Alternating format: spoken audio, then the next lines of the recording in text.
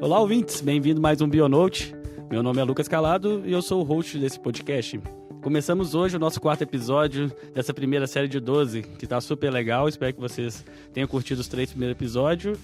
E hoje eu estou aqui com a Juliana Cleissorge, né? Nossa bióloga e co-host. Ju, você tá curtindo muito aí os episódios do Bionote? Eu tô achando um sucesso, gente. Tô adorando isso daqui.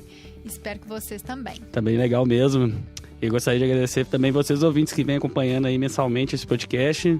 Nós estamos muito felizes, estamos todos felizes com esse resultado, tá sendo bem legal a repercussão. E hoje a gente vai falar um pouco com o Ivo Sena, né, Ju? Isso. Esse podcast vai ser bem legal, que é sobre um filo pouquíssimo conhecido. A gente vai falar sobre os unicóforas, que na verdade a gente fala que é o filo perdido, que é um filo pouco conhecido e que ainda tem muita coisa para ser estudado e muitas curiosidades sobre as espécies que pertencem a esse filo. Bom demais! E só para lembrar vocês ouvintes, eu queria falar um pouquinho sobre a Log, que é a nossa patrocinadora. Acessem o site lá, é lognature.com.br, lognature.com.br, pessoal. É uma das melhores empresas do ramo de venda de equipamentos para pesquisa biológica e ambiental. E lá você vai ter um atendimento de qualidade, com muito prestígio, todo mundo vai te atender todas as suas necessidades, então não deixe de conferir. Então vamos lá, vamos falar sobre o filo perdido, vamos falar com o Ivo Sena, vamos ao podcast.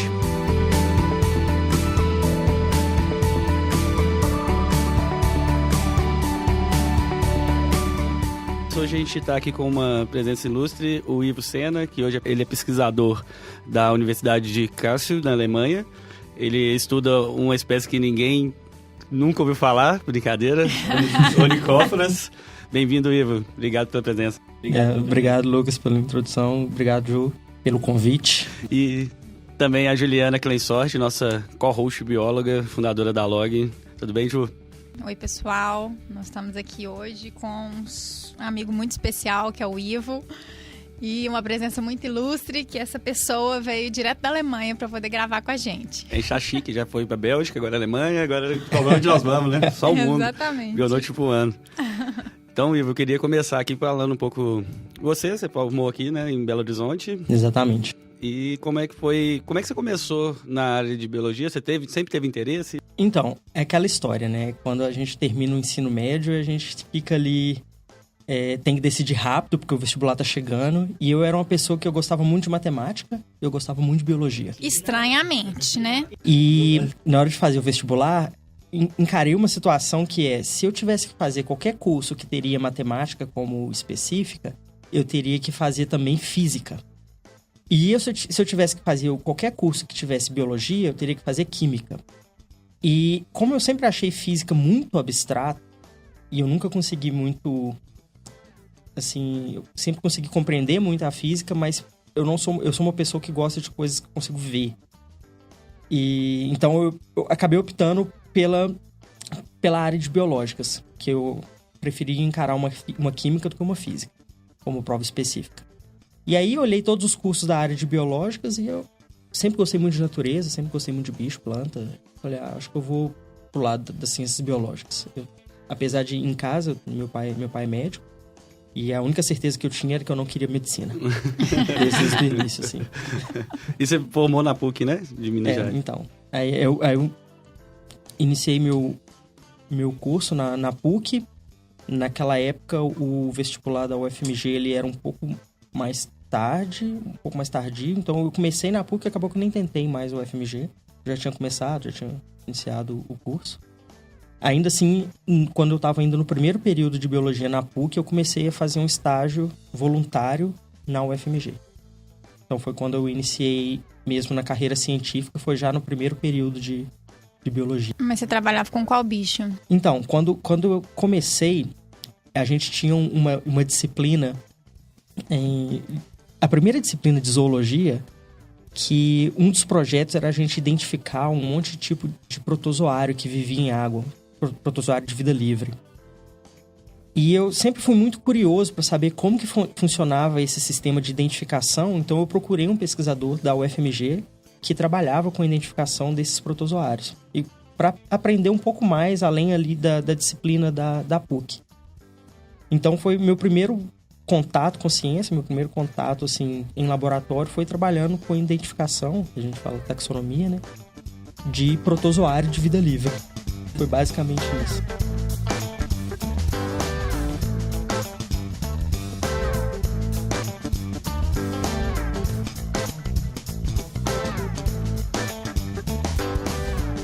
E eu queria saber, primeiro, como você chegou a ser o cara que vai falar, não, eu vou estudar onicóforas. Onde que alguém falou assim, cara, tem uma coisa aqui que ninguém no mundo estuda, vou estudar ele? Aí eu resolvi, eu falei assim, eu vou estudar isso aqui, ó, que ninguém conhece isso aqui, eu resolvi.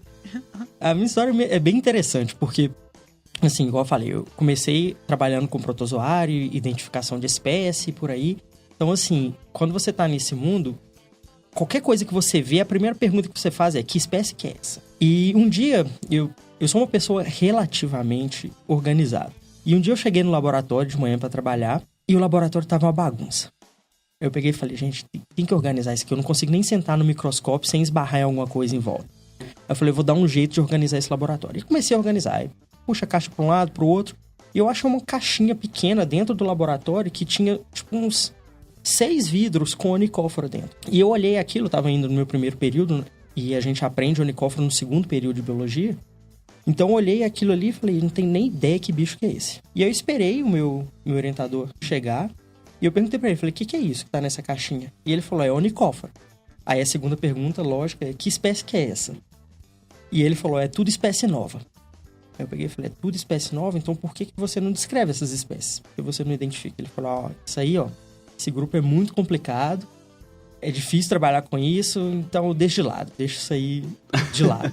Aí eu peguei e perguntei, eu posso trabalhar com isso? Eu posso identificar essas espécies? Isso foi o primeiro semestre?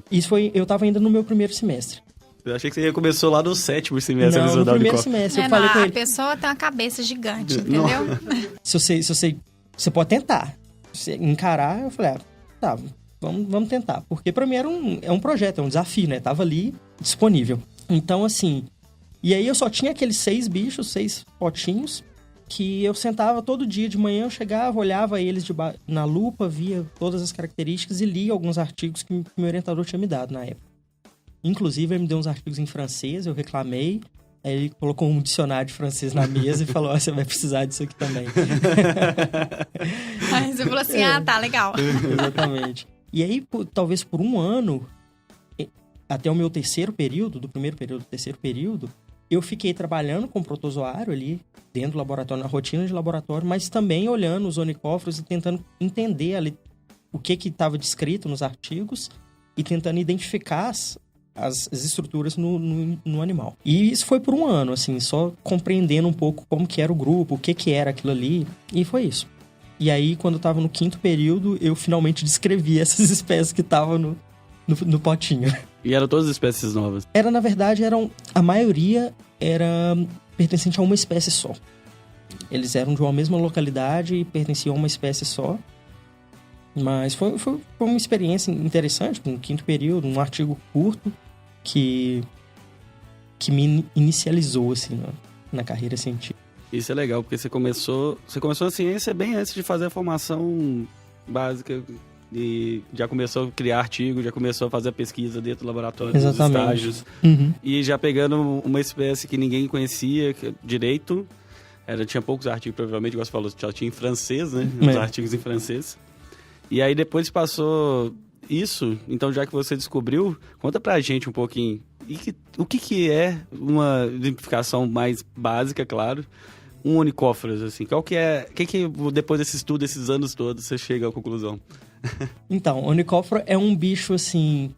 É um grupo de animal que é muito antigo, que talvez esteja aí entre os primeiros animais a habitarem a Terra, assim, de habitar o ambiente terrestre, digamos assim, e que ainda estão vivos até hoje, e que ao longo do tempo não mudaram pouquíssimo. Ou seja, a gente acha... Os fósseis que a gente tem hoje desse grupo são de 540 milhões de anos atrás.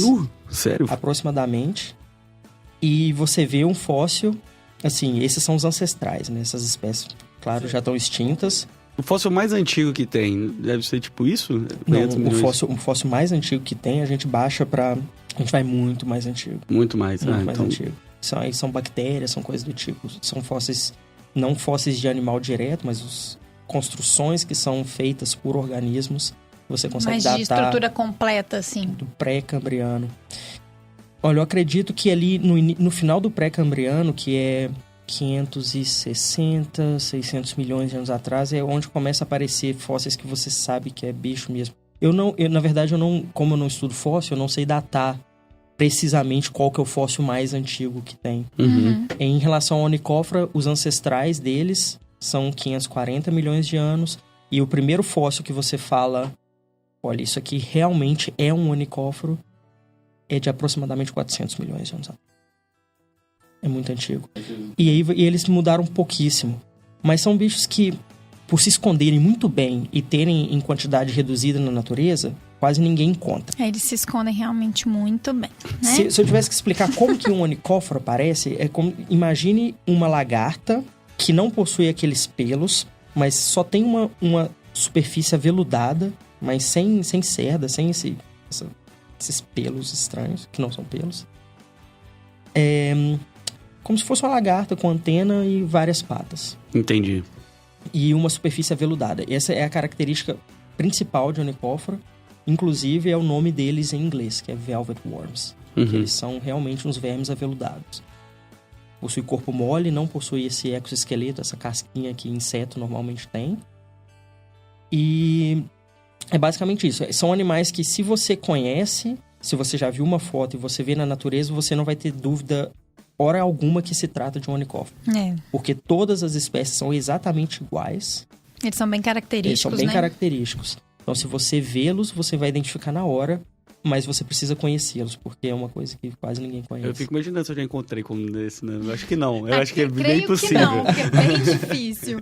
E a gente vai colocar um link também com umas fotos de Onychophora na publicação do post, para os ouvintes conseguirem saber, né? Pelo menos entender qual que é a forma dele, né? No Brasil, a maioria das espécies são marrons, assim, marrons avermelhadas, elas não têm uma cor muito forte. Mas Austrália, Nova Zelândia, você já começa a ter uns bichos azuis, verdes, uns contrastes de... Até mesmo no Chile tem umas espécies azuis com laranja que são bem bonitas. E tamanho? Qual que é o tamanho dele médio? Eles são relativamente pequenos. O tamanho médio de um Onychophora é 5, 6 centímetros. Pequenininho. Eles não são muito grandes. A maior espécie que a gente conhece hoje tem 22 centímetros, que é uma espécie da Costa Rica. Grande? É grande, é muito grande. Tem fotos na internet de uma pessoa segurando um desse indivíduo, um indivíduo dessa espécie, que ele é o tamanho de um antebraço. Muito grande, mas aí ele cresce em diâmetro também? Ele fica parecido uma cobra? Não. Eles crescem em tamanho, eles são em diâmetro proporcionalmente, mas não muito. Eu acredito que diâmetro seja talvez 1 centímetro, 1,5 centímetro máximo. Ah, bem fininho. Eles são finos, Que legal. E você tem... E nesse...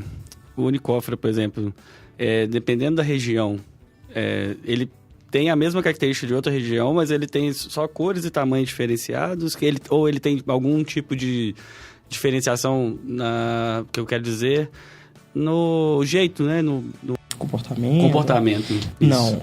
Onychophora, na verdade, eles são tão parecidos que até mesmo no tipo de comportamento, a forma que eles reagem é muito parecida no mundo inteiro. Um negócio que a gente tem que pensar é que são animais muito antigos, igual eu falei. E tem distribuição no mundo inteiro? Não, então. Esses animais, eles estão hoje restritos ao hemisfério sul, basicamente. A gente tem algumas espécies no México, que passa ali um pouco pro hemisfério norte. A gente tem alguma coisa na Índia e no Sudeste Asiático, que passa a linha do Equador. Mas, basicamente, a grande maioria das espécies estão no hemisfério sul. Alguma razão evolutiva para isso? Se você olha a distribuição de fósseis, você vê que eles estavam no hemisfério norte. Então, o que acontece, possivelmente mudança climática fez com que que as espécies ou migrassem lentamente para o sul ou se extinguissem no norte. Isso é uma coisa que é um pouco discutida, assim, meio controversa, mas ainda tem essa discussão. E existem só 2 famílias hoje no mundo de Onychophora. Sério? São 2 famílias, 2 grandes famílias. E essas duas famílias, elas já existiam, elas já estavam separadas antes mesmo dos continentes separarem. Então, quando a gente tinha aquele supercontinente Pangeia, essas duas famílias, elas já existiam e elas já estavam separadas. E hoje em dia, você nunca acha as duas famílias juntas. Se você vai no lugar, você acha ou uma família ou outra. Só Bem explicando, Pangeia, né,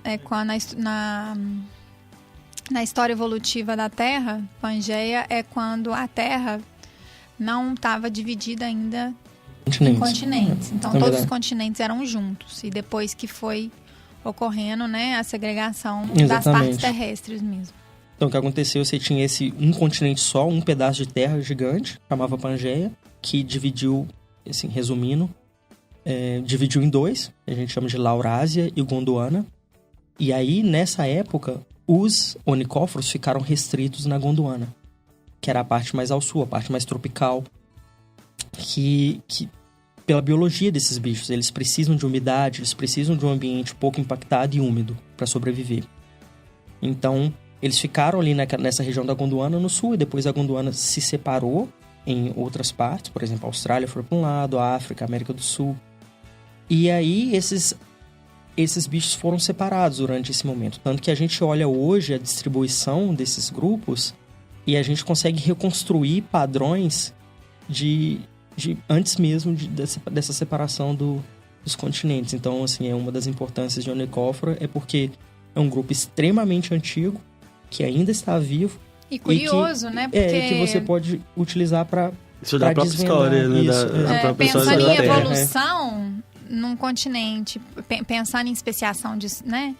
O processo de especiação, barreiras geográficas e tudo mais que contribuem, né, para gerar novas espécies.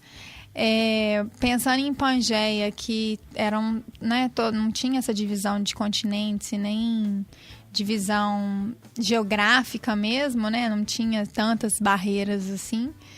Pensar que esse grupo ele já era dividido em duas famílias distintas, onde, né, a gente espera-se que dentro do processo evolutivo, nesse período de Pangeia, não tinha tanta diversidade, tanta especiação, assim.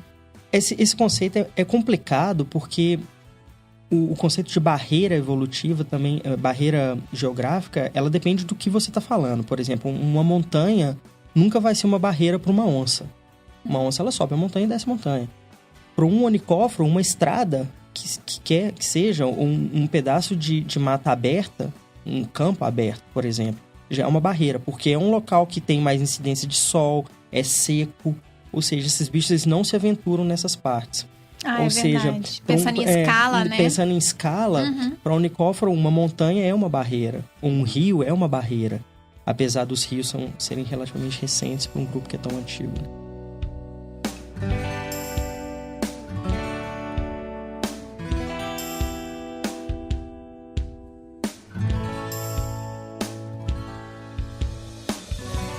Conta pra gente um pouquinho onde que esses bichos vivem, assim, como que a gente acha eles.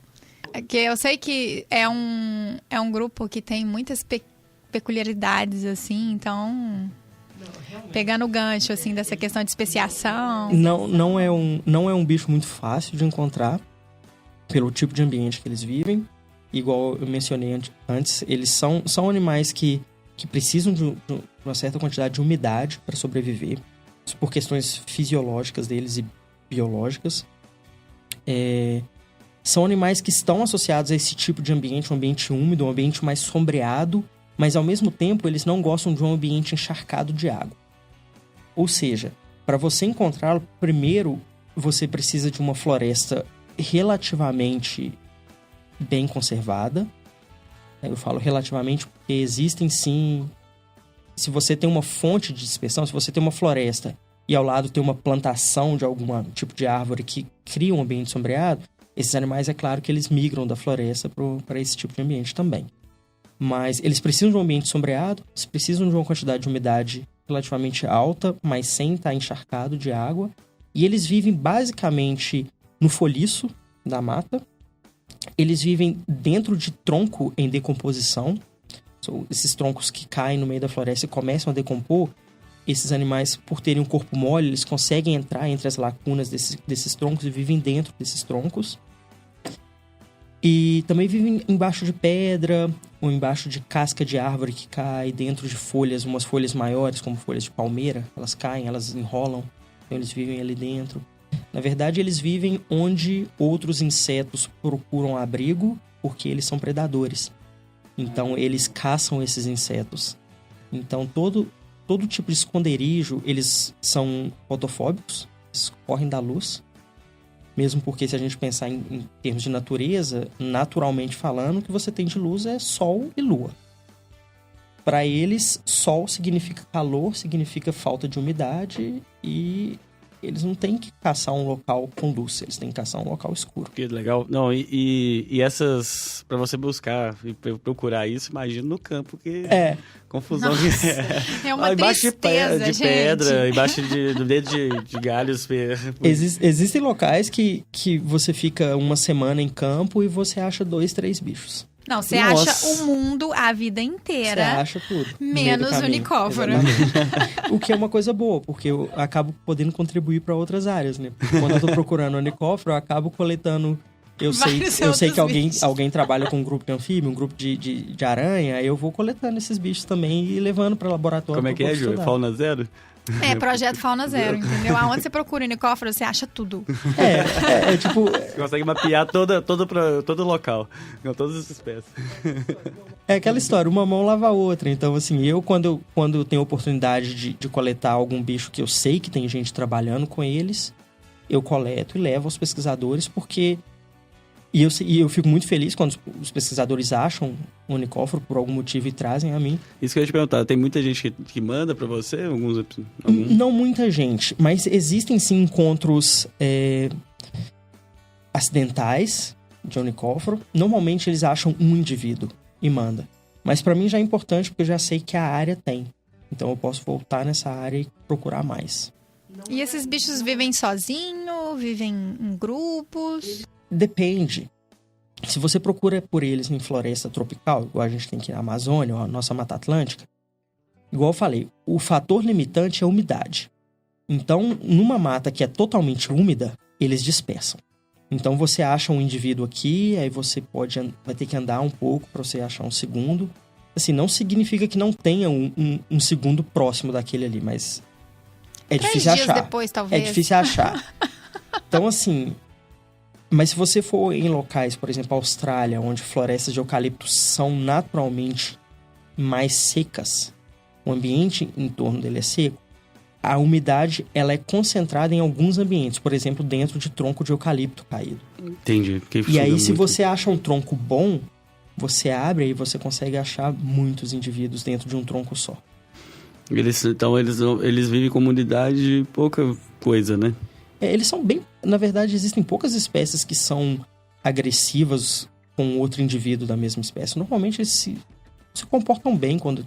Mesmo aqueles que são encontrados separados na floresta, se você coloca todos eles juntos, eles ficam tranquilos.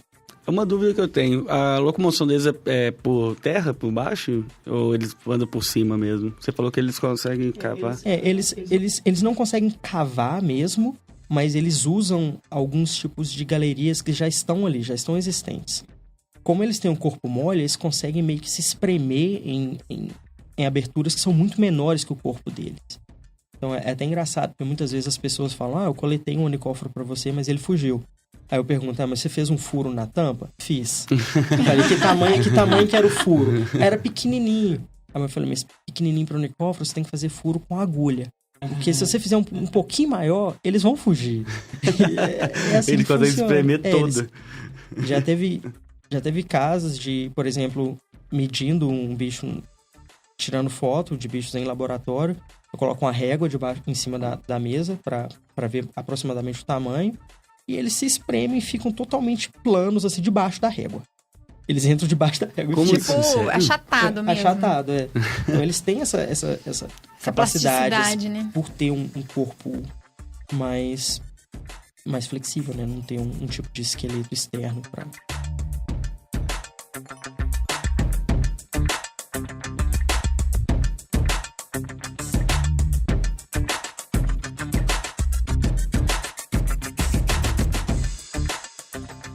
E você tem e reprodução? Porque como eles não vivem tanto em comunidade, igual você falou, só em alguns pontos, né? Reprodução deles, como é que funciona? É uma coisa que ainda hoje a gente compreende muito pouco, porque como é um bicho que vive escondido, é um bicho extremamente difícil de encontrar, a gente não consegue observar o comportamento deles. A gente consegue observar alguma coisa em laboratório, mas como isso acontece na natureza, é um pouco complicado. Vocês já conseguiram reproduzir em laboratório esses bichos? Então, a gente tem uma espécie em laboratório que é o nosso principal foco de pesquisa, que é uma espécie australiana que a gente consegue achar em grande quantidade. É uma espécie que realmente você entra na floresta e você se pergunta o que eles comem, porque você só acha unicóforo na floresta. É totalmente atípico, mas essa espécie é basicamente assim. Onde que é isso? Qual localização, para quem é curioso? É uma floresta que chama Talaganda.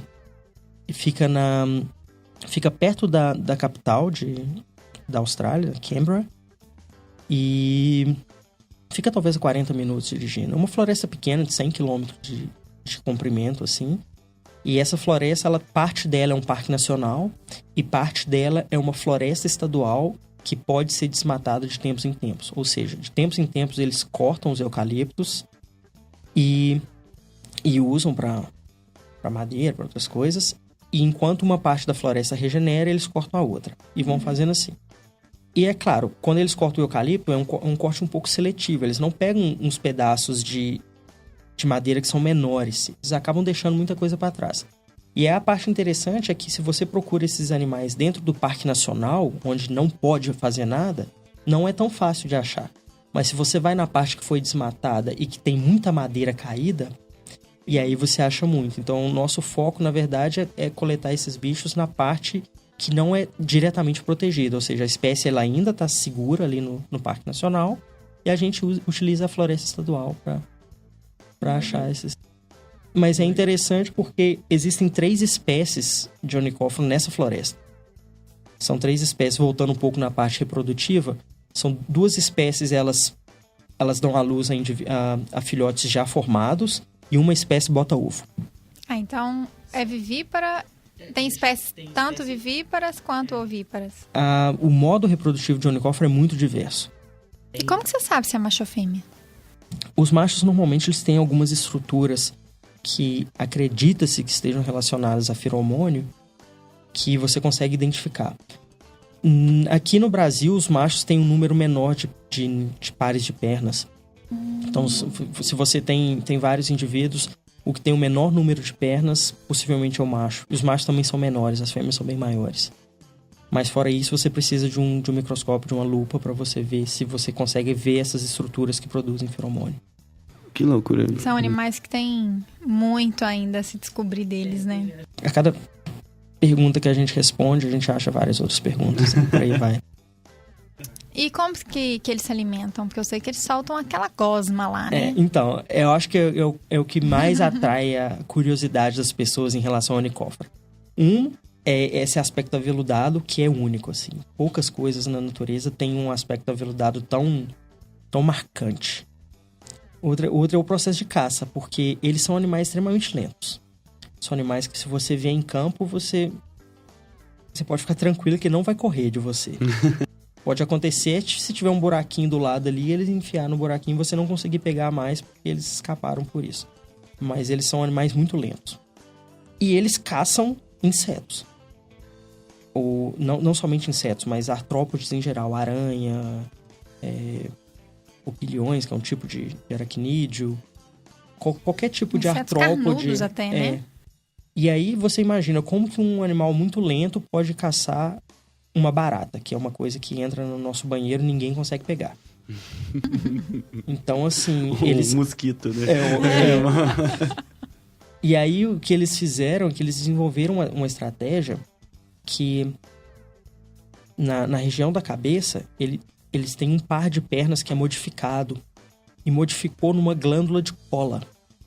E esses animais, eles conseguem esguichar uma cola que possui uma característica muito interessante, que é uma cola que ela é líquida, dentro do corpo do animal ela é líquida, e quando ele esguicha essa cola, ela sai líquida, mas por estresse mecânico, ela se torna altamente pegajosa. Então, o que acontece? Você imagina que eles são animais que possuem um sistema sensorial muito acurado, muito aguçado, digamos assim.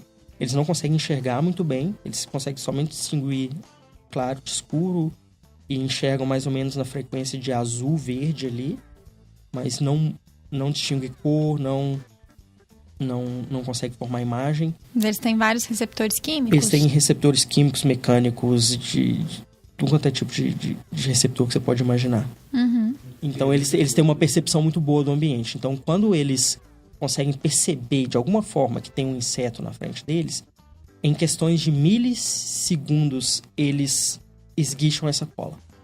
E eles esguicham a cola não de forma direcional, mas eles meio que eles oscilam essas duas pernas, de forma que, essas pernas modificadas, de forma que a cola saia fazendo um zigue-zague. Então, isso aumenta a chance deles acertarem o alvo. Que loucura. E aí legal. Você imagina como ela fica pegajosa por estresse mecânico.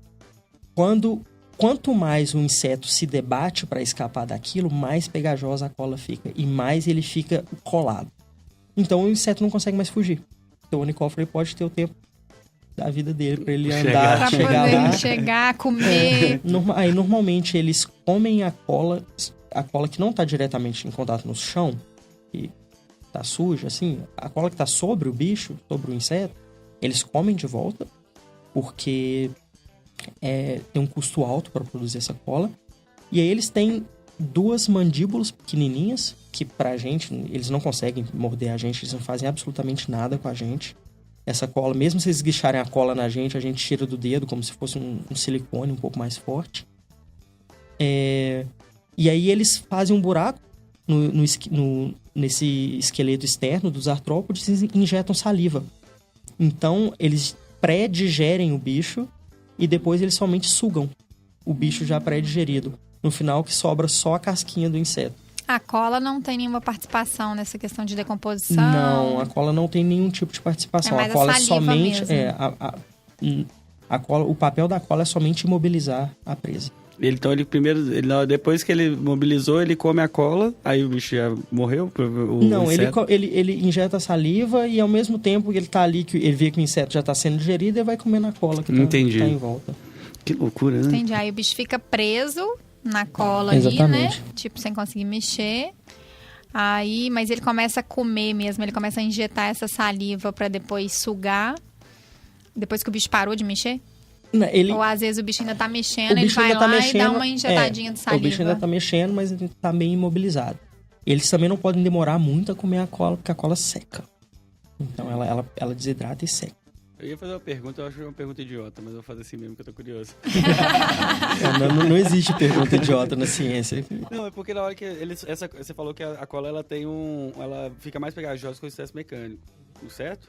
E ele joga a cola e depois ele tem que chegar lá. E provavelmente essa cola ela não é um direcional que cai, ela vai espirrando tudo que é lado. Ele passa por cima e fica tranquilo. Ele é tipo imune à própria cola, na verdade, essa pergunta é muito interessante, porque esse aspecto aveludado que eles têm é a estrutura da pele deles. E a estrutura da pele deles é só estrutural. Eles não têm nenhum tipo de cera, nenhum tipo de composto químico, mas eles têm a pele deles é altamente hidrofóbica. É só estrutura e nada gruda na pele. Então, ou seja, eles têm a cola mais resistente e a pele menos...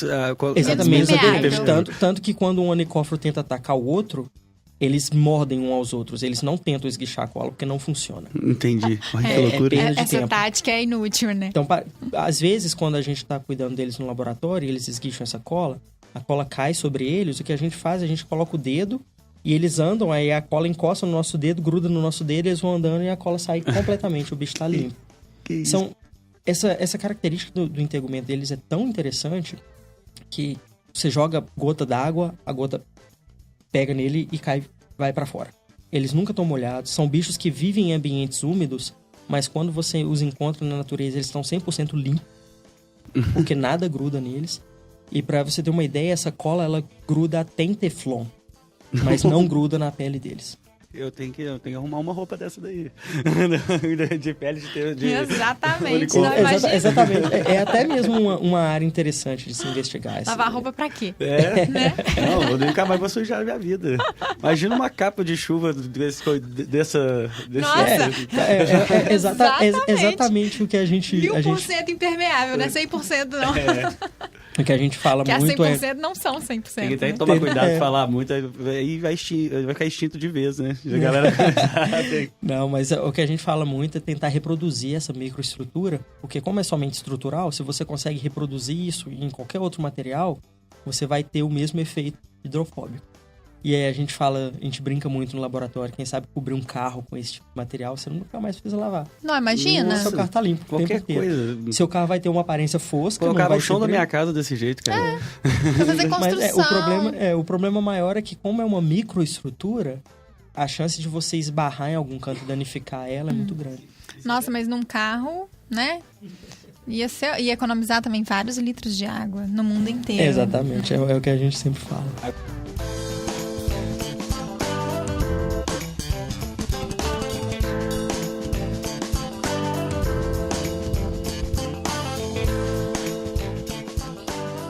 E, assim, eles têm alguma importância na cadeia evolutiva? Então, igual eu falei, onicóforo, se a gente coloca na ciência, na parte de evolução, eles têm várias importâncias. Primeiro, porque são animais muito antigos que mudaram pouquíssimo. Então, o que acontece é o seguinte: se você pensar, são animais muito antigos que mudaram pouco, a gente consegue acessar informações de um tempo muito antigo em um grupo que ainda está vivo hoje. Legal. Essa é uma. O segundo é que eles são parentes próximos dos artrópodes. E a artrópode é hoje, de longe, o grupo mais diverso, o grupo mais bem-sucedido na Terra. Conta pra gente, quem faz parte do grupo artrópoda? A artrópode a gente tem aranha e todos os outros aracnídeos ali junto. Aí você tem lacraia, piolho de cobra. E aí você tem crustáceo, todos caranguejos, camarões. E os insetos que a gente conhece desde a traça de livro até besouros e borboletas e por aí vai. Traça só de livro não, né? Porque hoje em dia tem várias traças mutantes. Na minha casa tem umas que comem até borracha. Sério? Sério. Comeram meu tapete de yoga. Então... Sério. Juro por Deus. As traças deste tamanho, gente. Juro por Deus. Isso? Daqui a pouco tá comendo até metal. Então assim, adaptar, né? Assim.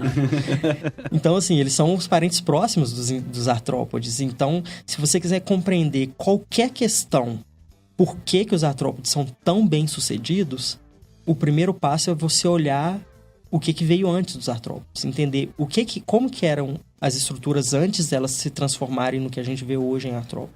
Então, você tem que sempre olhar para o onicóforo, nessa questão evolutiva. E é um grupo bom que você olha para ele e você sabe que você está olhando para uma coisa que há vários milhões de anos é a mesma. Hoje é o filo mais antigo vivo? Não. Porque vários grupos marinhos são muito antigos. Se você olha água-viva, esse tipo de grupo marinho são muito antigos. É até difícil datar quando eles apareceram. Mas terrestre, ele é um dos mais antigos. Terrestre é um dos mais antigos. Com certeza. Que legal. E assim, só parar pra pensar que onicóforo, eles têm essa estratégia de caça e que essa estratégia de caça não funcionaria na água. Os ancestrais deles, esses fósseis de 540 milhões de anos, eles são marinhos.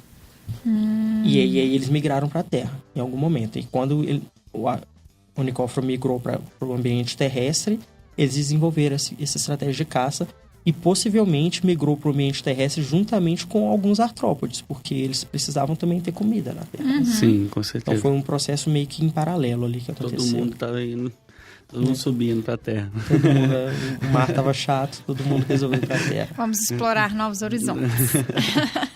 Tá igual São Paulo indo para o litoral no feriado. Mas aí você tem essa importância evolutiva para compreender por que a artrópode é tão bem sucedido.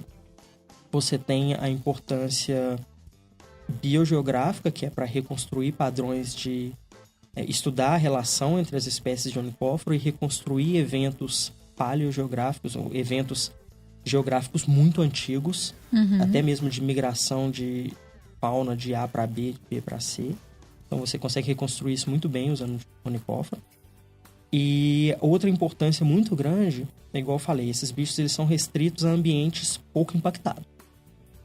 E aí você então tem... eles são indicadores. Eles são, de certa forma, um indicador de um ambiente, pelo menos de um ambiente que tem uma umidade constante. Mas o interessante aqui é que as espécies elas são altamente endêmicas. E o que significa isso? Que uma espécie ela só ocorre em uma localidade. A espécie ela não dispersa em grandes áreas. Então, o que acontece? Se você vai em uma localidade, você acha 1, 2 espécies. E elas só estão ali naquela área pequena. Se você anda 20, 30 quilômetros para o lado, você já acha uma segunda espécie que não é a mesma da outra área. E é o que a gente estava falando de escala, Exatamente. né? Lá no começo, de que, então, essas distâncias são barreiras mesmo, Exatamente. né? De especiação. E assim, são especiações que ocorreram há vários milhões de anos atrás, uma época muito antiga. Então, assim, possivelmente essas espécies eram uma coisa só no passado e que aí apareceu alguma coisa no meio do caminho, um rio, subiram 2 montanhas, alguma e que coisa já foi do tipo. suficiente foi suficiente para isolar. separá-las, isolou e elas viraram 2 coisas diferentes. E isso acontece numa escala de poucos quilômetros para onicóforo. Então você tem essa situação de espécies altamente endêmicas e associadas a ambientes não impactados. Então esses bichos têm uma importância muito grande para a conservação de hábitat. Porque você pode justificar a conservação de uma área falando, olha, existe essa espécie de onicóforo aqui e ela só ocorre aqui. Se vocês cortarem essa floresta, uma espécie inteira vai ser extinta. Então você pode usar o onicóforo sim como espécie bandeira para justificar a conservação ambiental. Inclusive você passou, né? Já por um episódio parecido. Sim. Né? Isso faz parte da já minha tem vida. uns anos aí, mas foi uma história bem bacana, né? Antes de entrar nessa história, eu só dar um exemplo muito conhecido, pelo menos para quem é de Minas Gerais, deve conhecer a região de Ouro Preto. E em Ouro Preto tem uma reserva ambiental que chama Tripuí, que fica do lado do Pico do Itacolomi, que é um dos poucos exemplos, mundialmente falando, que uma espécie de invertebrado foi utilizado para justificar a criação de uma reserva inteira. E essa espécie é um onicóforo. Na verdade, é um dos animais mais bem estudados que a gente tem hoje, na família que ocorre aqui no Brasil, e que está dentro de uma reserva criada para proteger ele. Que legal, então E se você protege uma área, juntamente você protege todos os outros bichos que você protege o ecossistema ali, né? todo, né? Então, isso é a importância. No meu caso, que a Ju mencionou, na verdade foi uma construção de uma pequena central hidrelétrica, uma PCH, que durante o estudo ambiental, para ver se era viável a construção, foi achado um onicóforo. E aí, o que aconteceu foi que teve rumores assim que eles queriam omitir do relatório final o onicóforo, porque eles sabiam que aquilo poderia causar problema para a construção do empreendimento. Eu pensei nisso aqui, ninguém deve te chamar, né, para cá. Participar de consultoria ambiental. O que aconteceu é que tinha uma pesquisadora na equipe que ela trabalha com fauna de caverna. E ela conhecia esses bichos. E quando ela viu que eles queriam omitir, ela fez um relatório à parte e submeteu direto ao órgão ambiental. Nossa, ela não submeteu para a empresa, ela submeteu direto ao órgão ambiental e o órgão ambiental bloqueou a licença de supressão imediatamente. E aí foi quando eu entrei na história, porque aí a empresa veio até mim e falou, olha, a gente precisa de um especialista que consiga julgar a condição desses animais lá para ver se o ambiente se é realmente viável ou não. E aí, fazendo uma história longa, curta, a gente tiveram várias brigas, várias discussões entre eu e o povo da empresa pelo fato deles quererem que o empreendimento andasse, que eu forçasse a parte de uma proteção da espécie. Inclusive, tiveram algumas discussões até um pouco desagradáveis, de forma da empresa usar argumentos tipo a energia é um bem comum e você não pode frear o empreendimento. Por conta de um bicho desse tamanho? Exatamente. Que não serve pra nada? Exatamente. Né? Pelo amor de E Deus. o meu argumento sempre foi, olha, eu tô aqui pelo bicho, eu não tô aqui pela barragem. Então, se eu tiver que defender um lado, eu vou defender o bicho. E assim, um dos meus argumentos foi, olha, sua obra foi barrada por um relatório que foi escrito por um pesquisador que tinha um conhecimento do grupo, mas não era um especialista. Pelo menos na época. Hoje em dia ela até desenvolve alguns trabalhos com a Unicofra. Mas... E o meu argumento era, eu tenho um conhecimento mais profundo nesses bichos e eu consigo realmente inviabilizar sua obra. Então, assim, deixa eu fazer o meu trabalho quieto e escuta, pelo menos com um pouco de atenção, as sugestões. E aí, eu trabalhei um bom tempo nessa área, eu descobri que essa espécie não estava somente na área do empreendimento, mas em outras áreas, e ficou decidido que a obra seria viável se as áreas onde o bicho, a espécie também ocorria, fossem preservadas de forma legal. Ou seja, você assegura que aquela área ali vai ser preservada, né? Na verdade, da outra que vai ser exatamente, suprimida. Eram áreas até maiores, com uma população até um pouco maior desses bichos. Eu trabalhei lá por 3, 4 anos, então eu já sabia exatamente onde eles estavam. E que, então, essa foi a saída. Então, você ficou 3, 4 anos trabalhando nesse projeto? 3, 4 anos trabalhando nesse projeto, mas visitando essa área 2 vezes no ano. E o papel, assim, na verdade, só puxando um pouco para essa parte de levantamento, né, de análise de impacto ambiental, nossa maior dificuldade é justamente associar, né, junto com o empreendedor, que muitas vezes só vê o cifral na frente dele, né, de que é possível a gente avaliar o impacto ambiental, né, conciliar desenvolvimento e preservação, desenvolvimento com a preservação ambiental, né. A intenção do projeto é esse. Eu acho que a minha maior dificuldade nesse projeto foi conseguir convencer pessoas, por exemplo, engenheiros que trabalham talvez seja intrínseco da área, eles trabalham de uma forma muito lógica.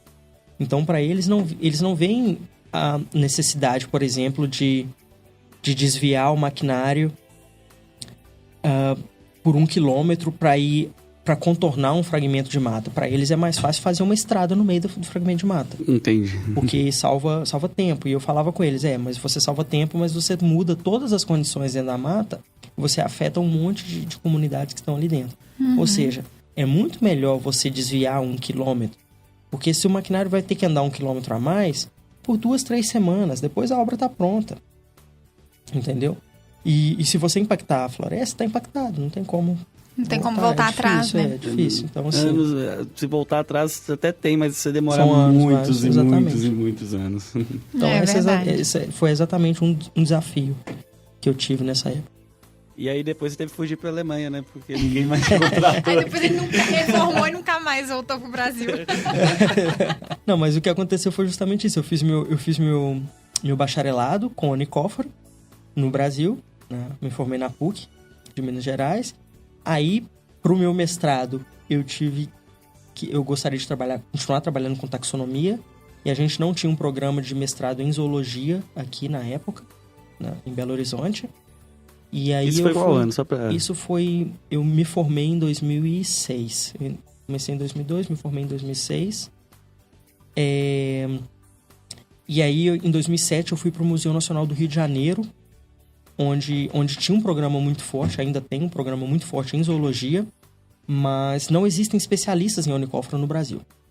Então eu sempre fui um pesquisador muito sozinho aqui, sempre aprendendo muito sozinho. Eu tinha um apoio, pelo menos do meu orientador aqui de Minas Gerais, ele sempre me apoiou muito, sempre me motivou muito, mas acabava que eu era uma pessoa um pouco sozinha. Eu não tinha pessoas para discutir ideias, até mesmo pessoas com um pouco de experiência para te guiar. E pro meu doutorado eu falei, olha, eu me recuso a fazer um doutorado de novo sem um especialista. Então eu olhei no mundo inteiro onde teriam especialistas que poderiam me ajudar durante meu doutorado. Aí você achou 3? Exatamente. Então no mundo inteiro existiam pouquíssimos especialistas na área. Eu brinquei, mas realmente existem muito poucos. Ativamente publicando hoje, devem ter três, 4 especialistas no mundo. Isso com você, que agora é especialista, né? E mais tipo uns assim, na 3. minha área, né? Porque eu falo isso, mas o nosso grupo de pesquisa hoje, ele é um grupo especializado em Onychophora. Então, é um grupo que tem 20 pessoas e que as 20 pessoas sabem muito de Onychophora. Então, assim, é um grupo de pesquisa que... Mas eu conto esse grupo de pesquisa como um. Então, existem mais 2, 3 grupos de pesquisa no mundo que fazem alguma coisa com Onychophora.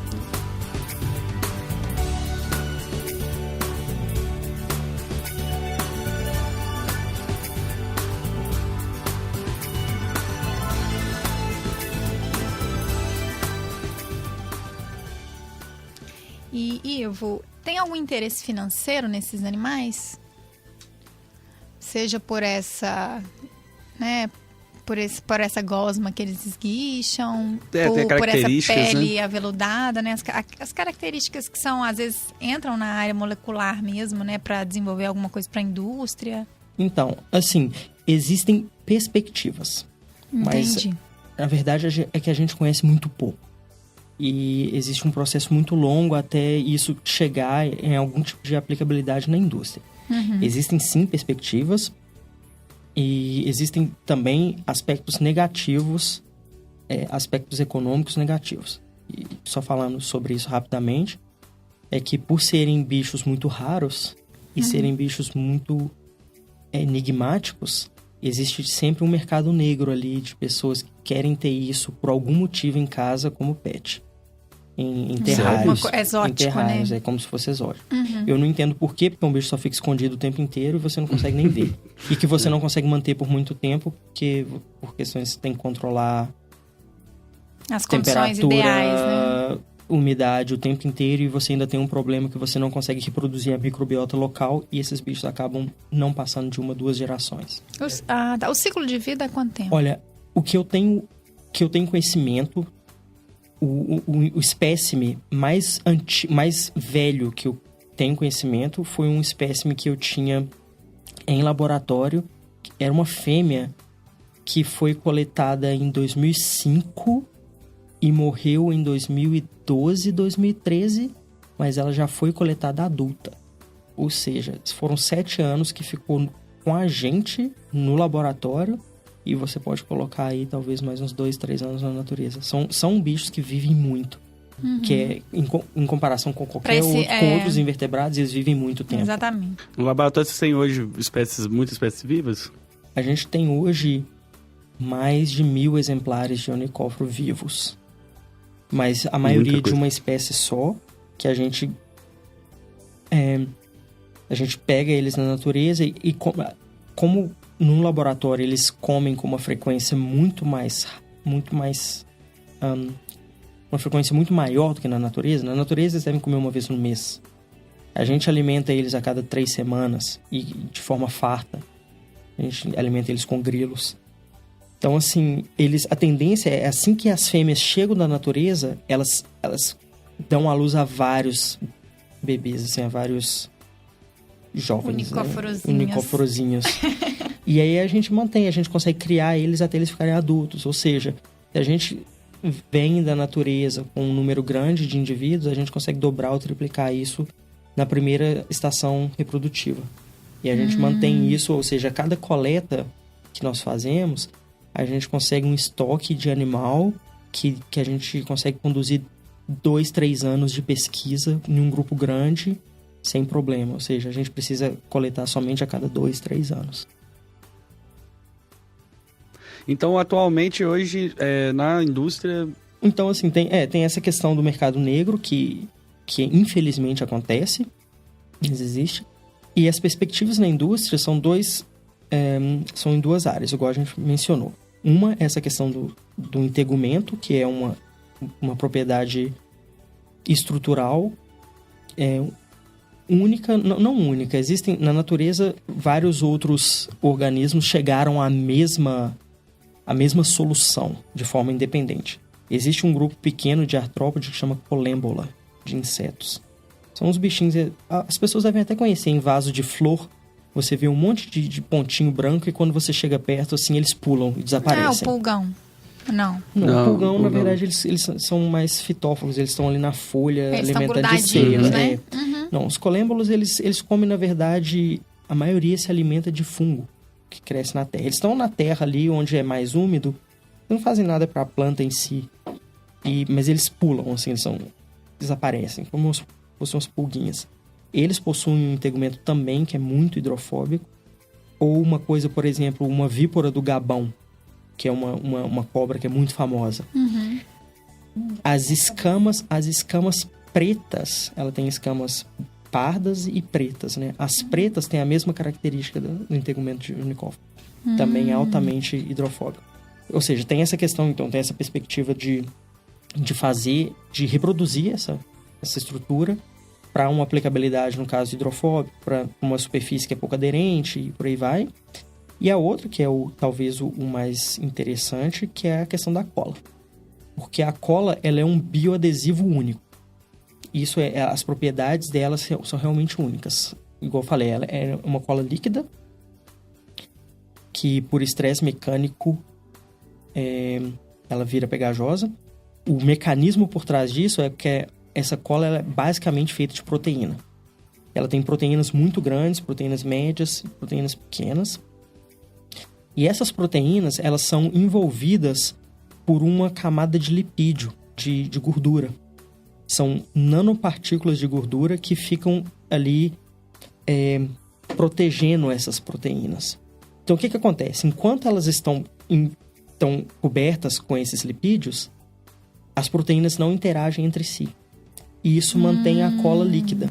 Então, quando você aplica um estresse mecânico, você meio que espalha esses lipídios. E aí as proteínas estão livres para interagir. Então, elas interagem e fica pegajoso imediatamente. Mas o que faz isso...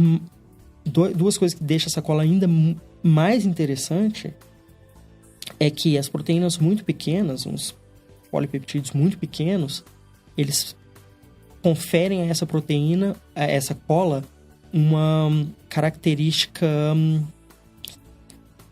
antibacteriana, antimicrobiana.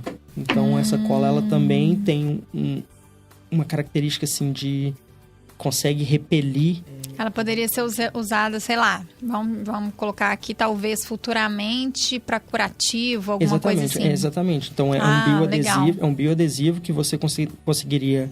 Se você conseguir simular isso em laboratório, se você conseguir sintetizar isso, você consegue aplicar, por exemplo, numa ferida, uma coisa que é líquida, você simplesmente aperta, ficou pegajoso, grudou e tá ali protegendo algum risco de infecção.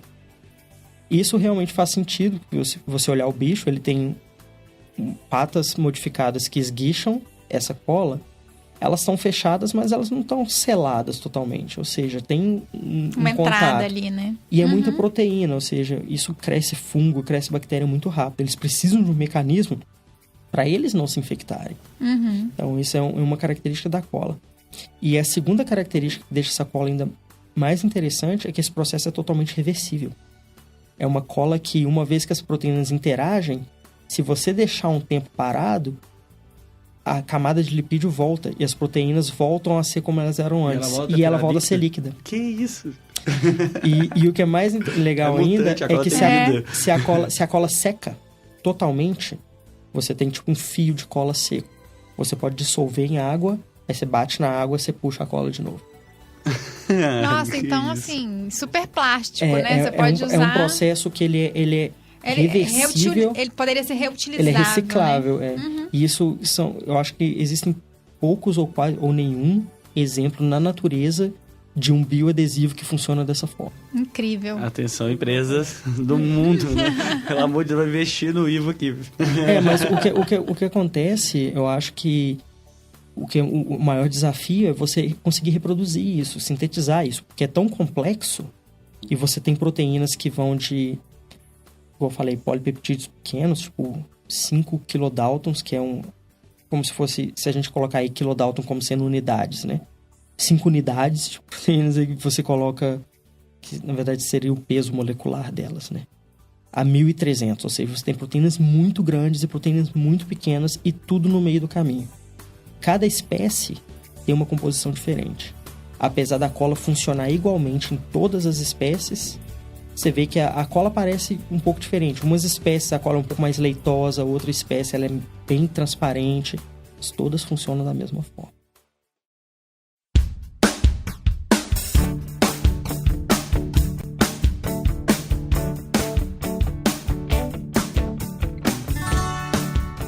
Bom, gente, queria agradecer bastante ao Ivo Sena, que veio fazer umas pequenas férias aqui no Brasil e pôde participar do Bionote. Que isso, é um prazer estar aqui. E deixou todo mundo interessado nos onicóforas. Isso foi excelente, gente. Foi ótimo. Ivo, muito obrigada pela presença. Viu? Obrigado pelo convite. A gente aqui agradece mesmo o prestígio. E tomara que vocês tenham ficado super curiosos e interessados com esse grupo, né? Que é tão interessante, tão peculiar e que pouco se sabe sobre ele, né? Se alguém tiver algum interesse, pode também dar uma olhada nos nossos sites. No próprio site do nosso grupo de pesquisa na Alemanha, existem informações dos métodos que a gente aplica, as pesquisas que estão sendo desenvolvidas. E eu possuo um site com o meu orientador, que é mais uma coisa um pouco particular, assim, que é só sobre o onicóforo, de maneira geral, que chama onicóforo.com. Então, qualquer pessoa pode dar uma olhada lá. Eu vou passar os dois links, vou pegar com você depois os dois sites, vai estar no post do blog, viu, pessoal? Para quem não conhece, ouve o Bionote pelo WhatsApp, acesse o www.bionote.com.br e ali vai ter o post do blog do podcast e você pode ver todos os links, tudo que a gente falou, algumas referências que a gente coloca, a gente sempre coloca lá no link. Obrigado mesmo, e a todos os pesquisadores que estão aí procurando alguma coisa para estudar, para poder fazer uma tese de doutorado, de mestrado. Olha só. Fique à vontade de entrar em contato. Vamos evoluir os onicóforos, vamos evoluir o estudo sobre ele. Tem muita coisa para estudar. Vai ser bem legal. Obrigado, Ivo. Obrigado mesmo. E obrigado, Ju, mais uma vez. Participação aí com minha co-host bióloga. Foi muito legal. Eu que agradeço. É sempre ótimo estar aqui. É sempre motivador. A cada episódio é sempre um assunto interessante e alguma novidade a gente já sempre aprende um pouco mais. Então, eu acho que isso aqui só agrega mesmo. Bem legal. E lembrando que o Bionote é aquele podcast que sai na sua timeline toda a última quinta-feira do mês. Esse foi o 4º episódio de uma série de 12 que a gente vai fechar durante esse ano. E a gente espera ter uma segunda temporada, a gente quer muito fazer isso.